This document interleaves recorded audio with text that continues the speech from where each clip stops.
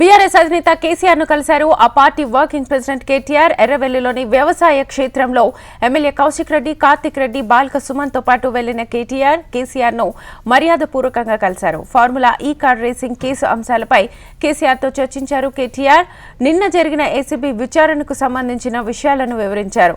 దీంతో పాటు పార్టీకి సంబంధించిన పలు అంశాలపై కేటీఆర్ చర్చించినట్లుగా తెలుస్తోంది. అంశానికి సంబంధించి ఫుల్ డీటెయిల్స్ మా ప్రతినిధి ప్రవీణ్ ఫోన్ లైన్ ద్వారా అందిస్తారు. ప్రవీణ్,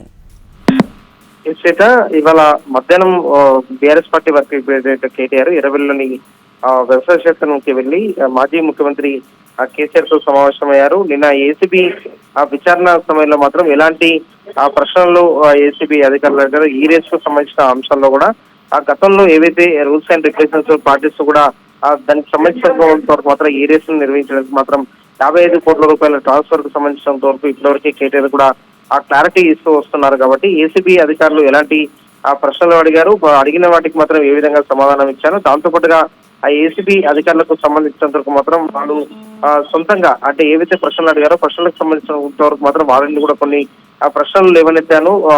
దానిపైన కూడా ఇప్పటివరకు కేటీఆర్ ఒక క్లారిటీ ఇస్తున్నారు. కాబట్టి ఈ అంశాలన్నిటిపైన కూడా ఇప్పటివరకు కేసీఆర్ కు వివరించినట్టు కూడా సమాచారం. దీంతో పాటుగా ఈ నెల 16వ తేదీన కూడా ఈడీ విచారణ కూడా హాజరు కావాలని చెప్పేసి కూడా ఇప్పటివరకు ఈడీ కూడా నోటీసులు ఇచ్చిన నేపథ్యంలో మాత్రం ఈడీ విచారణ సమయంలో కూడా ఎలాంటి ప్రశ్నలు వచ్చే అవకాశం ఉంది, వాటికి ఏ విధంగా సమాధానం ఇవ్వాలి, అదేవిధంగా గతంలో జరిగిన ఒప్పందాలకు సంబంధించినంత వరకు మాత్రం పూర్తి స్థాయిలో సహకరిస్తాను, ఏ విచారణకైనా కూడా నేను అటెండ్ అవుతాను, విచారణకు పూర్తి స్థాయిలో సహకరిస్తానని చెప్పేసి కూడా ఇప్పటివరకే కేటీఆర్ చెప్తూ వస్తున్నారు. కాబట్టి ఈ నేపథ్యంలో మాత్రం ఈడీ విచారణపై కూడా ఇరువురు మధ్య కూడా ఒక చర్చ అయితే జరిగినట్టు కూడా సమాచారం. దీంతో పాటుగా పార్టీకి సంబంధించిన నేతలు ఎవరైతే ఉన్నారో వారందరూ కూడా ఈ కేసుల అంశం కాకుండా కూడా తెలంగాణ ప్రభుత్వం రైతులకు ఇచ్చిన హామీల విషయంలో మాత్రం నిలబెట్టుకోలేకపోతుంది. ఇప్పటివరకే రైతు భరోసాకు సంబంధించినందుకు ఎన్నికల సమయంలో మాత్రం ఎకరాకు 15,000 రూపాయలు ఇస్తామని చెప్పేసి కూడా ఎన్నికల మేనిఫెస్టో చెప్పింది. కానీ తాజాగా క్యాబినెట్ నిర్ణయం ప్రకారం మాత్రం 12,000 రూపాయలు ఇస్తామని చెప్పేసి కూడా ఇప్పటివరకే తెలిపారు. కాబట్టి ఈ నేపథ్యంలో మాత్రం